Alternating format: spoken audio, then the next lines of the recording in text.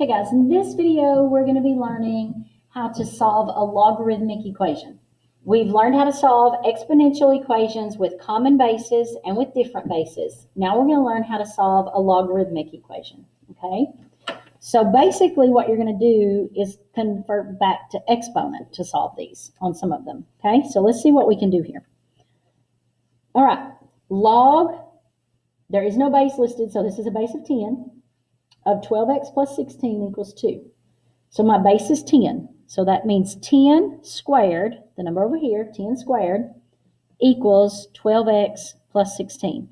And in case you have forgotten what the logarithm means, I'll write that up here again. I did that earlier. So x equals b to the y if and only if y equals log base b of x. Sometimes it just helps to keep that in front of you, okay? So that's how I went from this to this, was by using this right here. Okay, I went from this side to this side. All right, now 10 squared is 100. And again, we have a linear equation to solve. So I'm going to start by subtracting 16 from both sides. That gives me 12x equals 84. Divide both sides by 12. And we get x equals 7. Okay, let's look at example K. Log base 8 of x equals negative 2. All right, so we're going to write this as an exponent using this property up here. So my base of 8 raised to the negative 2 has to equal x. Wow, our x is already isolated. Now we got to review what it means to have a negative exponent. You can never have a negative exponent and be simplified. So we have to move it to the denominator and it becomes positive. So this would be 1 over 8 squared that equals x. Well, 8 squared is 64. So 1/64 is what x is equal to.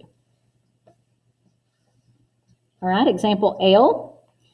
We have 3 log of 9x plus 10 equals 6. Now, we have to isolate that log before we can start solving this. So I've got to get rid of that 3. It's being multiplied, so I'm going to divide both sides by 3. Okay, it cancels it out there. So that leaves me with log base 10, because it's the common log, equals 6 divided by 3, which is 2. So I'm going to write that in here. This is base 10. Okay. Since there's not a log listed, remember it's the common log, which is 10. All right, that means that 10 squared equals 9x plus 10. Well, 10 squared is 100. Now we have a basic linear equation to solve, so the first thing we're going to do is subtract 10 from both sides. 100 minus 10 is 90, equals 9x.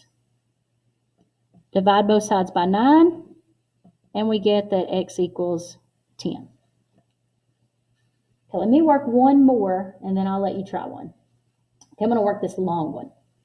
Negative 10 times the log base 2 of x plus 2 minus 5 equals negative 15. All right, the first thing we're going to do is add 5. We got to get rid of that stuff that's around that log. So that's negative 10 log base 2 of x plus 2 equals negative 15 plus 5 is a negative 10.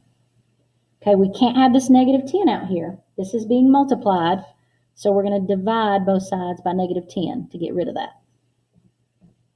Okay, so now we have the log base 2 of x plus 2 equals 1. Okay, now is where we have to use our conversions.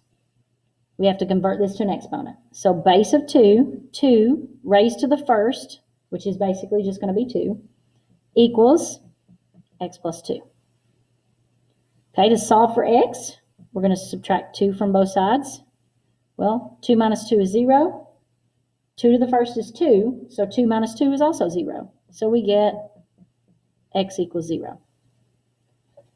Always, when I was younger and I was a student in school, I always thought it was ironic that I would start with a big long equation like this and end up getting an answer of 0. I always thought that was really cool when that happened. So anyways, all right, you pause the video and try to work in, and then unpause it and I'll work it.